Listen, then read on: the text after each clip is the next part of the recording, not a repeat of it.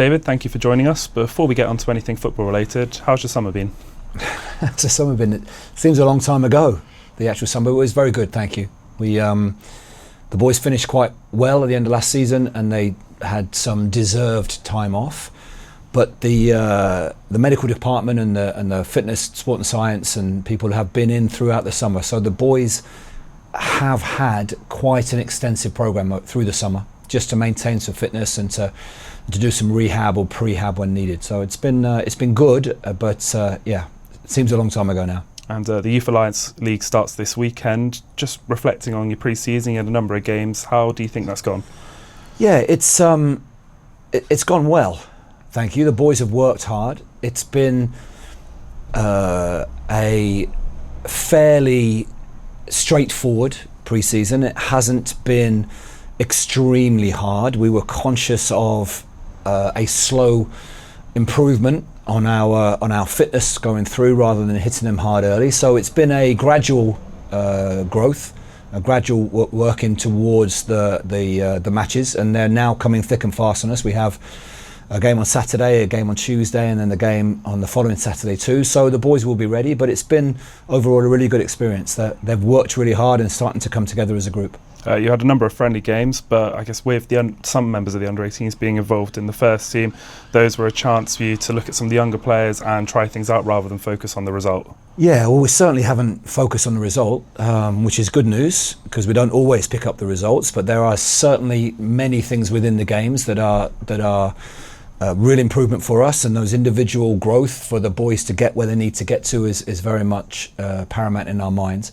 It's been really good. The first team has been fantastic. The manager and the staff have been brilliant for the boys. They've included them in quite a few of the training sessions, many of the games, and they've had opportunities, which is really one of the reasons why we had to keep ticking over during the summer, because we knew there may be an opportunity coming and we needed to hit the ground running if that would come.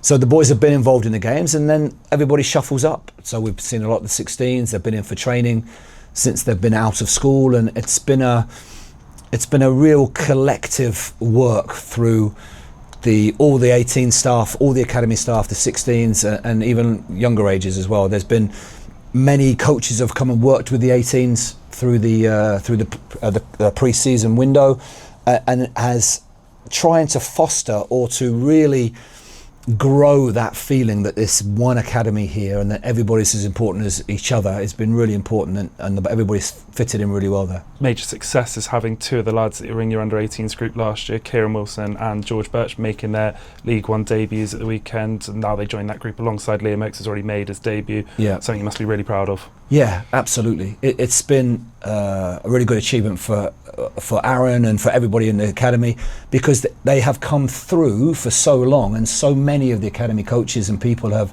been part of their journey, and for them to get experience and an actual appearance so early in the season is fantastic. I know the boys have done well pre-season, and I know there's credit to the medical boys and the fitness boys that keeping them going in that close season, as your first question was, to really keep them ready for the adventures ahead, and it's been brilliant to see, and hopefully they can stay in and around it.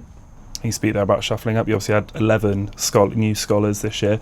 How have they adapted to playing football full time now? It's obviously the first time in their short careers so far. Yeah, it's been interesting because we've some of those boys have been in first team's training sessions, and literally weeks ago they were doing their GCSEs, and they're coming in to really experience being around senior professional footballers, and it's been I've used the phrase, when a newborn baby, that kind of harshness of the light when it first hits it, but they're really having their eyes forced open to the standards they have to get to, and it's been really a real worthwhile experience for all of us to really see the standard it's needed, and the boys need to recognise that, understand that, and really strive to achieve it, and it's been really good for that.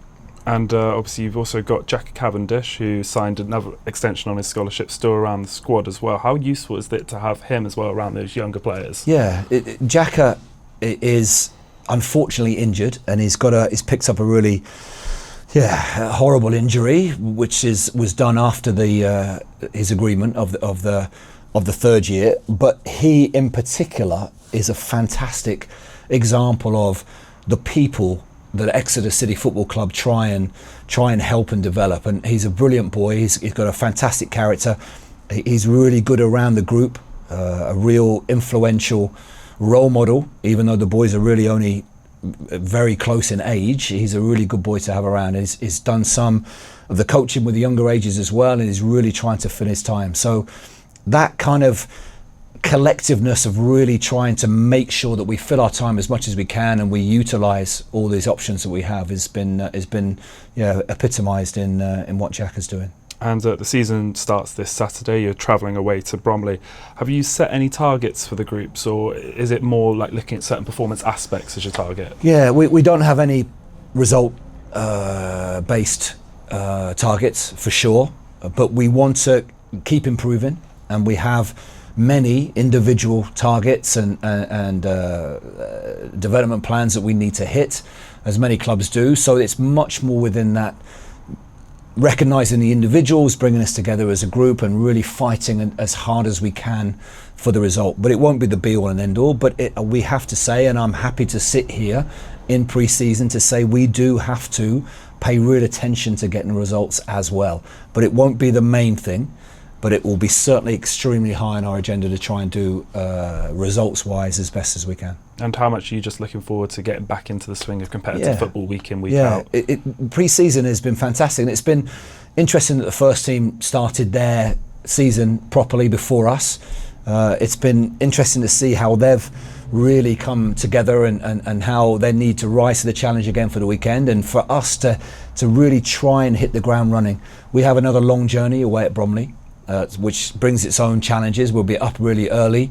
We'll travel for 3 or 4 hours, whatever it takes us to get there, then be expected to perform, the boys. But there are no excuses from us. We can do it. There's always a journey, isn't it, from Exeter? And it's fantastic. And I know some of the parents will go. I know the fans go to watch the first team, huge amount of miles. So we're really trying to buy into that. We can do these things, we can really get it on and drive ourselves forward. So we're very much looking forward to the start. Thank you very much.